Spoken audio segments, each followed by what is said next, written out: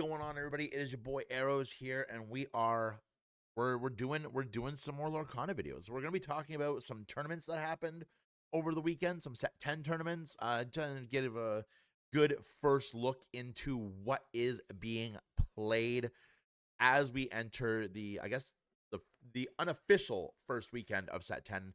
You guys do not know, local gaming stores, card shops, they get the Lorcana sets a week before they get mass released to the world. So the set is not technically out yet, but it is. If you go to your local, always support your local game shops. We always support game shops. Also, check out the merch. I joined a not merch. Check out the shirt. I joined a local card game team. I'm really excited about. Hopefully, I'll get to go to more tournaments, which means I get to record more content for you guys going forward. We are Oblivion Gaming, and kind of awesome on that. And this hoodie is also super comfortable, and that is pretty cool too. Um, but anyway, moving forward, we had a bunch of tournaments that happened in set 10 over the weekend. We're going to talk about this one first, the CardCon CCQ, the Dutch Open Series in Utrecht. I pronounced that horribly. It had 226 players, and it happened on the 8th, so on the Saturday. Yeah, so we're gonna look at the top 8 deck lists for this tournament, and then we'll go, maybe if we have time, we'll go check out another tournament. So this one was won by Promised Land, and he was playing a Emerald Sapphire Control. Now this is a deck that I think got a really huge boost in this set, in the combination of Malicious, Mean, and Scary, and Prince Philip, Vanquisher of Foes from set 4, which was reprinted in set 9. That is set 4, right? I'm crazy. Yes, it is set 4. Not crazy. I am not crazy, but it did get reprinted in Fabled. So this little combination is kind of broken, because Malicious, Mean, and Scary is a 3-cost song that lets you put 1 damage counter on each opposing character. That is putting a damage counter, which means it's not placing damage. It is putting a damage counter, not placing damage. So it will get over things like resist. It will work around all those things that reduce damage, because you're placing a damage counter. You're not dealing actual damage. Well, the combo is now with this Prince Philip. This Prince Philip is a shift 6 or a cost 9. And then it's evasive, which is awesome. It's a 6/6 that quests for 3, but it also has the ability Swift and Sure. When you play this character, banish all opposing damaged characters. This right here constitutes a board wipe. Now, this player's not playing any lower cost Prince Philips, but it does not matter because they're playing Sapphire. Sapphire got a bunch of new ramp cards in this set. And now he's not really running a lot of them, but we do have more than enough ramp to make our plays. So let's look at the deck. We have 4 copies of Clarabelle, Clumsy Guest. When you play this card, you may pay 2 to banish chosen item. 1 cost, 1/2 quest for 1. We have 4 copies of Tipo, Growing Sun. When you play him, you can take a card from your hand and put it into your inkwell face down and exerted. We have 4 copies of the new legendary from set 10, Cinderella Dreams Come True. If you guys watched my Sapphire video, you heard me talk about Cinderella, and that she is such an amazing card, not just for princesses, but any deck that you can run X number of princesses in. You want to be running this card because she is very good. At the end of your turn, if you played a princess character this turn, you may put a card from your hand into your inkwell face down and draw a card. That is so good. It does so much stuff for you. Even just running the 4 copies of her, playing another copy of her lets you ink a card, draw a card. Playing another copy of her lets you ink a card, draw a card. So you can ramp up to this turn. You can ramp up to this 9 cost really early in the game, and that makes your board very devastating. We're also running 4 copies of Donald Duck Perfect Gentleman. At the start of your turn, each player may draw a card, so you get to draw 2 cards on your turn, which is fantastic. 4 cost, 2/5, quest for 2. We have 3 copies of Donald Duck Focused Flatfoot. This is a ramper. When you play him, you can put the top card of your deck face down into your inkwell exerted. We have 2 copies of John Silver from set 1, reprinted in Fabled. This card lets you, when you play him and whenever you quest, you get to choose an opposing character and they gain Reckless for the turn, which is super, super good. We have Max Goof Chart Topper, 2 copies. This is a fantastic card in this deck because all of your songs, all of your key songs are 4 cost or less. Well, I guess all of your songs. I keep forgetting that Spooky Sight's not a song. All of your songs are 4 cost or less. So you can play Max Goof, you can quest with Max Goof for 2, and you can sing any of these, play any of these songs from your discard pile for free, and they go back onto the bottom of your deck. Then we have 4 copies of Basil Undercover Detective, 7-drop. When you play this character, you may return chosen character to that player's hand, and then when he quests, you get to discard a card. He's a 5/4 that quests for 2. We have 4 copies of Clarabelle Light on her hooves. She's a 7-cost, shift 5, 5/6 that quests for 2, and she has the ability at the end of your turn, if chosen opponent has more cards in their hand than you do, you may draw cards until you have the same number. Then we have 2 copies of Hades. Hades is just solid board removal for blue. And then we have 4 copies of Prince Philip, Vanquisher of Foes. This is a really, really tight and solid character line. 4 copies of Cinderella, I feel, is a must if you're playing any form of Sapphire in this set. Just the amount of ramp that it gives you, not only ramp, but being able to replace that card that you put in your Inkwell with a card by drawing a card is fantastic. Max Goof, you could maybe run a 3rd copy of this, but I think 2 is fantastic. You definitely want 4 copies of your Prince Phillips. He is going to be doing a lot of the heavy lifting when combined with Malicious, Mean, and Scary.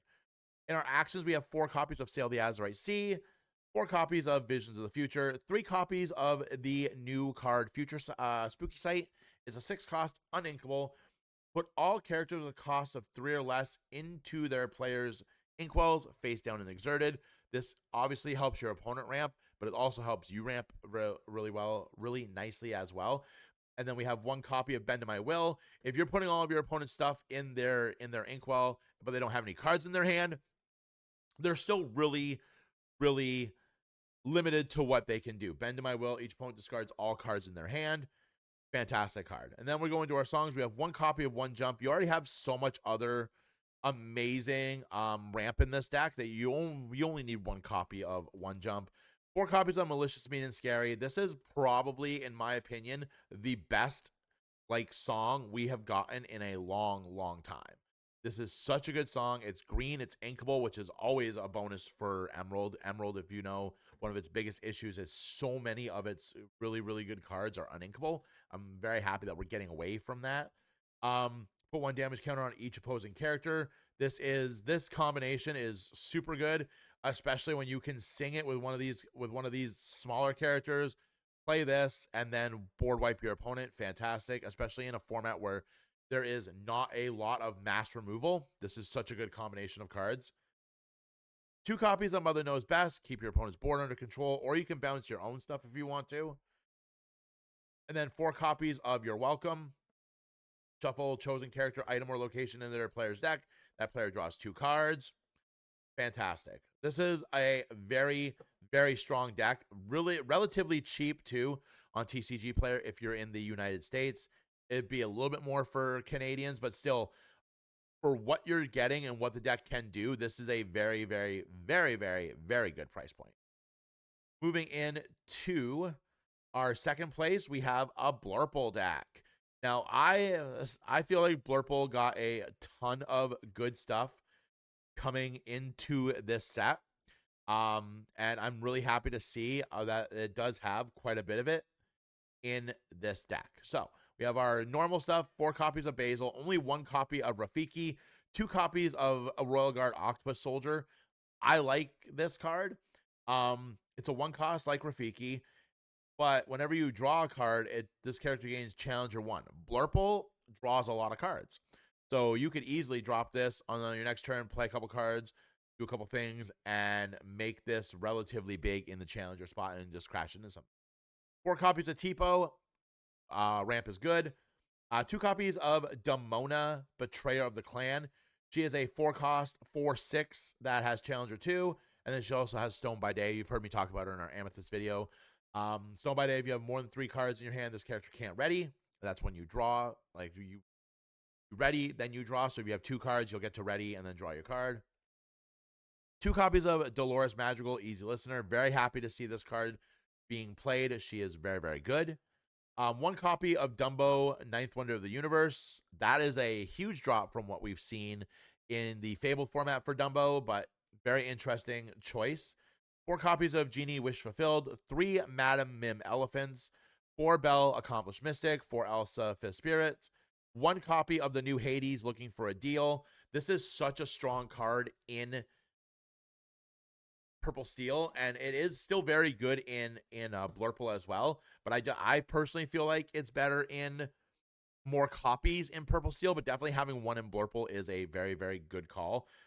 When you play this character, you choose an opponent's character, and they either banish it or you get to draw 2 cards.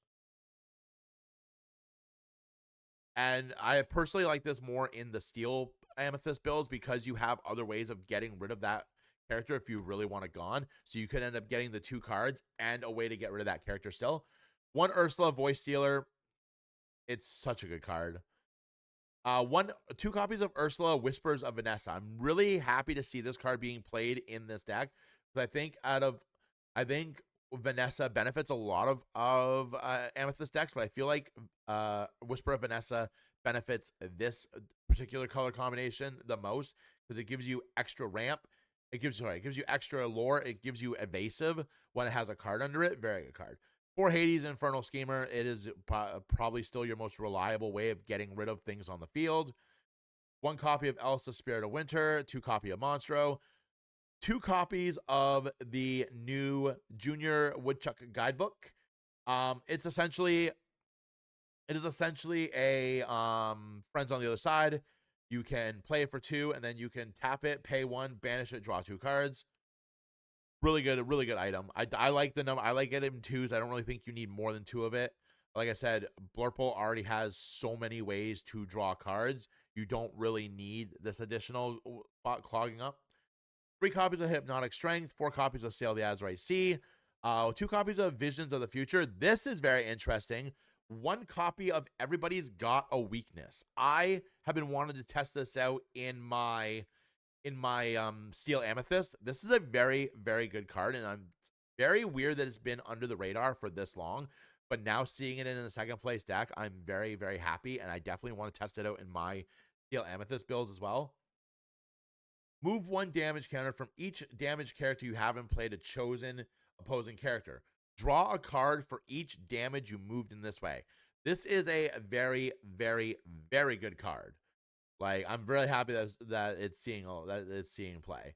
4 copies of Into the Unknown and 2 copies of Second Star to the Right. Again, a very good price point on this deck. Of course, they're only running 1 Dumbo, and they don't have actual prices for a lot of the Whisper cards, but still really good deck. I like the changes. I think 1 copy of Hades in Blurple is perfect, but I definitely feel like if you're playing like Amethyst Steel, or Amethyst Ruby, or Amethyst in any other color combination, you might want to run like 2 or 3, maybe 4 of this card. Demona is very interesting in this deck.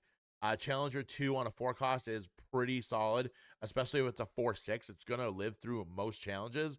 And then Everybody's Got a Weakness, some of the damage off. Belle, Accomplished Mystic, some of the damage off, and get a lot of value out of this new card. Looking at 3rd place, we have Frank Karsten. You might remember him. He just won a DLC. If you didn't know.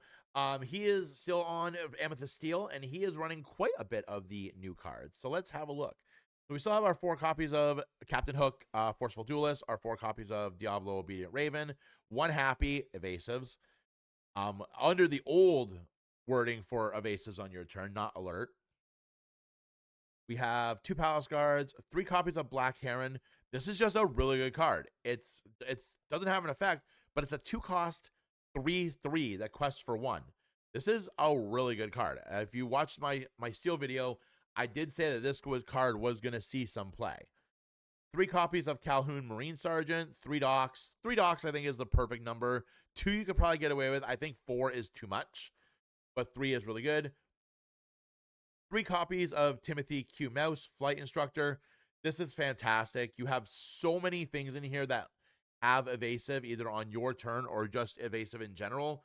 Having this is just really, really, really good.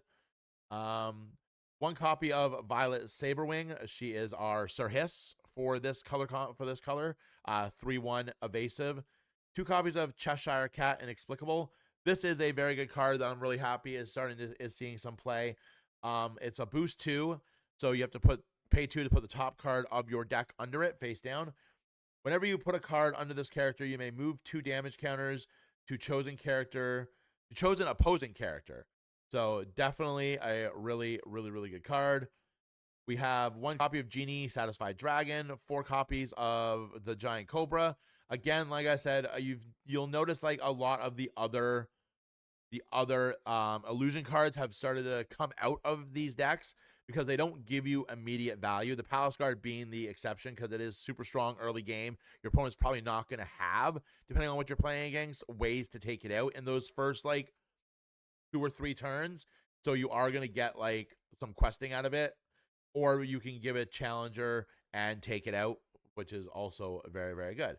But like cards like Iago, Raja, they're not giving you immediate value, and on the turns you're playing them, they are more susceptible to being taken out before you can really do something with them. But with the Giant Cobra, you're getting value out of playing this card right away because you're discarding a card and you're gaining 2 lore. 3 copies of the new Lexington with the keyword alert. If you have 3 or more cards in your hand, this character can't ready, but he can attack evasives, which is fantastic. We have 1 copy of the White Rose. Again, passive lore is always good to have. 4 copies of Tinkerbell, Fast Flyer. 4 copies of Dumbo. 4 copies of Genie. 4 copies of Elsa. This is definitely like a strong evasive package. Tinkerbell is going to quest for 2. Dumbo is going to tap things to gain lore. Genie and Elsa are really good in this package right here. And then like we talked about with the Blurple deck and the last deck we looked at, 3 copies of Hades looking for a deal. This is definitely, I think, where your numbers of Hades should be in non-Blurple decks. Blurple, you don't really have a lot of ways of getting rid of the card if they don't give you the 2 cards. If they give you the 2 cards, but in this deck you do. So definitely run more than 1 copy of Hades in your purple steels, or your purple greens, or your purple reds, your purple ambers. This is just a really good card. And 1 copy of Demona, Scourge of the Wyvern Clan. I like Demona. I think she's better suited for amethyst builds that aren't Sapphire as well, because it's going to be really easy to keep your hand down to those like 2 cards. We have Dock, which you can like discard your hand, draw 2 cards.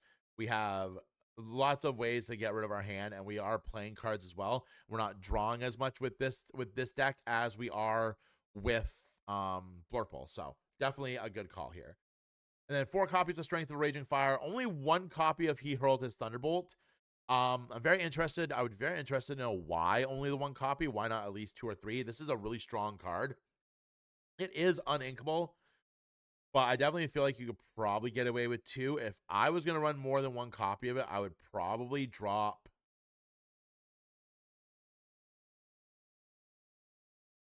I actually don't know what I would drop. Maybe that's why there's only 1 copy of the card in here. But again, a really good card. This one's a little bit more expensive, but of course we are running a full 4 playset of the Dumbos. That's where pretty much, and depending on how much these are going to cost, that is where the bulk of our pricing is, right? 4 copies of the Dumbo. But just a really good deck still. Came in 3rd place, which is fantastic. And then looking at our 4th place deck, we have a Blue Steel Ramp. This is another deck that I was really excited to see come in. Blue Steel definitely got a lot of good things that you could work with in this set. So I was really interested to see what people would do with it. So let's have a look. We have 4 copies of Captain Hook, Forceful Duelist, 2 copies of Mulan, Disguised Soldier, 4 T-Pose, 4 Cinderellas. This is really good in this build because there is a bunch of princesses that you can take advantage of this card with, such as our 4 copies of Kita, Creative Thinker. She's a ramper. You can tap her. Look at the top 2 cards of your deck. Put 1 into your inkwell. Put 1 on the top. 4 copies of Namari, Single-Minded Rival. She works really well with Goliath because you're able to drop your hand and draw cards and make her really, really big. 4 copies of Goliath, Clan Leader. This is just a really, really good card. At the end of each player's turn, if they have more than 2 cards in their hand, they drop down to 2. And then if they have less than 2, they draw until they have 2. And then, of course, he has Stone by Day. This is, like what we've said in our videos, this is probably one of the best, if not the best leader in the best legendary in this set. I have Riftbound on the brain. Really, really good card. We have our 4 copies of Tinkerbell, Giant Fairy, 4 copies of Hades, Infernal Schemer, 4 copies of Vincenzo Santorini, the Explosive Expert.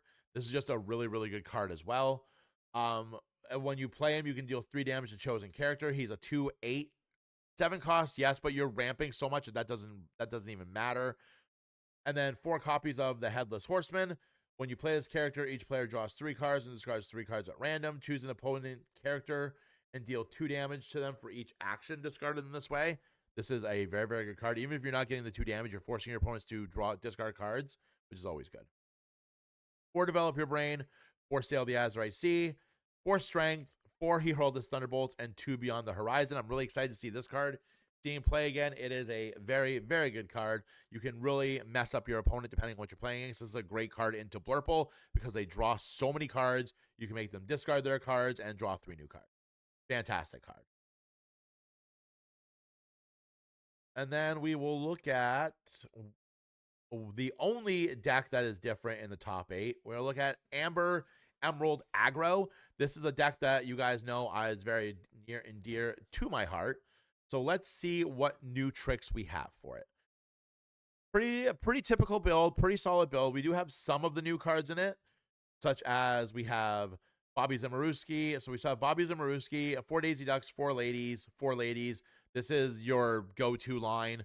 This is just super good, especially when you can play Tramp for 1 as well. This deck has always been built to go wide and then go like strong. We've gotten out of the Under the Sea build, which I think is very smart, and just stuck to what this deck does best, and that is playing a lot of cards and doing a lot of things. 4 copies of Webby, the new Webby Vanderquack, the 1-drop. When you play her, you chose a character's +1. This is also really good to help pump up your lady if you're playing multiple cards a turn. 4 Go-Go, Tamagos, Darting Dynamo, 4 Lilo Escape Artists, 3 Scrooge McDuck, Shush Agent. I like this card. I like this card a lot. Lets you draw a card and discard a card, much like Bobby. When this character is challenged, you return it to your hand. Damage does not get dealt in that challenge, which is fantastic. 4 Tramps, 3 Ursula Deceivers. You still want to hit those Strength of Raging Fires, those He Hurled His Thunderbolts. 4 copies of Clarabelle Content Wallflower. When you play this character, if an opponent has more cards in their hand than you may draw a card. 2 Lady Family Dog. This has been dropped from the 4, which I think is really good because you have a lot more things to play with in this deck than you did in previous sets. 4 the new Raja Bodyguard, a 3/4 on a 3-drop is fantastic. Then of course 4 Lady and 4 Tramp Street Smart Dog, and 4 Emerald Chromicons. During an opponent's turn, whenever one of your characters is banished, you may return chosen character to their player's hand. This will help keep your opponent's boards under control, stop them from getting ahead of you in lore. And this is also just really good if you just want to run some of your smaller stuff into some of their bigger stuff and get rid of it. So $89 for this top 8 deck. I mean, probably a little bit more because you have the Scrooge and the Webbies, but probably not a lot more because you're not running the more expensive new green cards we got in a Raja and the legendary Webby. Not Raja, sorry, Shere Khan and the legendary Webby.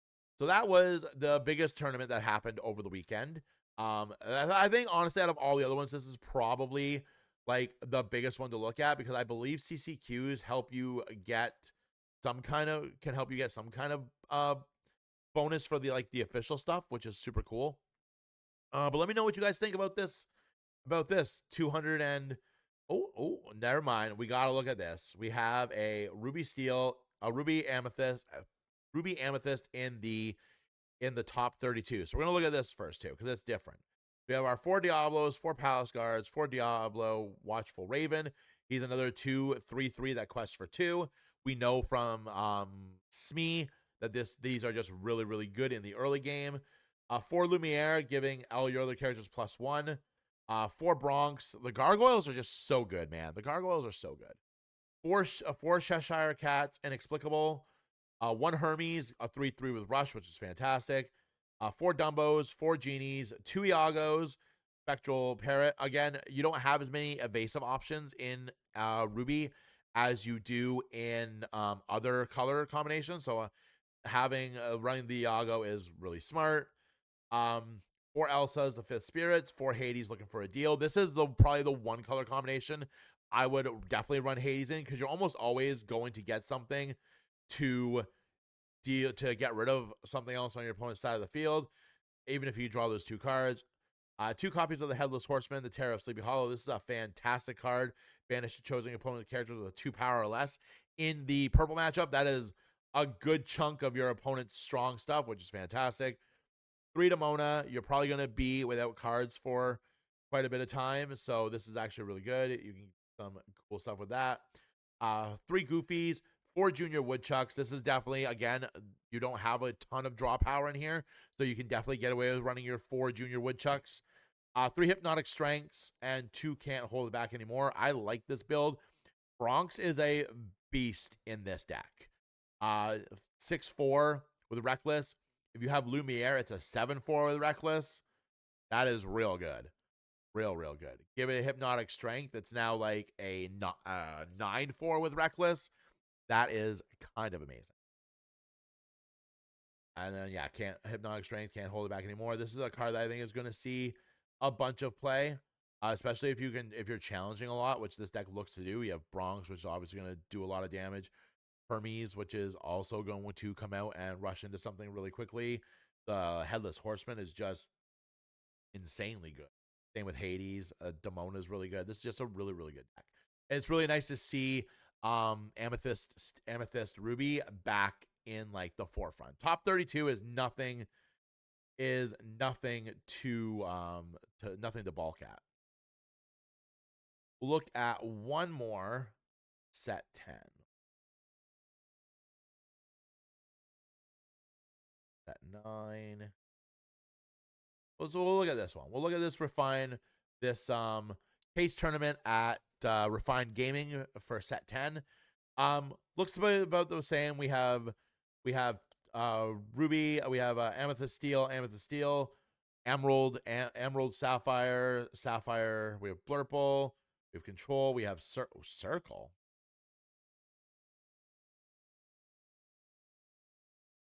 Ooh, they're running Circle of Life. Okay, so this is one that we should look at too, because it's running the Malicious, Mean, and Scary Prince Philip combo. Is this running the regular Prince Philip?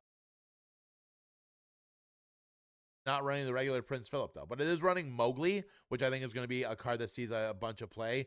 Being able to discard anything, even though your opponent chooses, being able to force your opponent to discard from their hand is always really good. Stitch, Carefree Surfer, Tramps Me for a Dog. Although I guess with this, you can also Circle of Life Prince Philip out, which would be hilarious. But other than that, it's your typical stuff. Bobby Zimmerowski, Lady, Pluto, Lilo, Mowgli, Scrooge. Yeah, just your typical stuff. So, but still really, really cool to see this being utilized in this deck. And honestly, using it with Circle of Life is kind of hilarious, because you can discard it with Bobby, Scrooge, Yzma. There's a lot of ways to discard and get it back. Tramp, if you play it, you can discard it. Like, this is just a really, really, really good deck, really strong. But let me know how you guys feel about set 10. I feel like we have a pretty solid meta still. Like, even looking at the CCQ, which is like a big event, which is the best of the best events to look at, honestly. You see like a very, we have our 5 decks at the top. We have our Emerald, Sapphire Control, we have Blurple, we have Steel Amethyst, we have Aggro in Emerald and Amber. So not a lot has changed. This is really nice to see.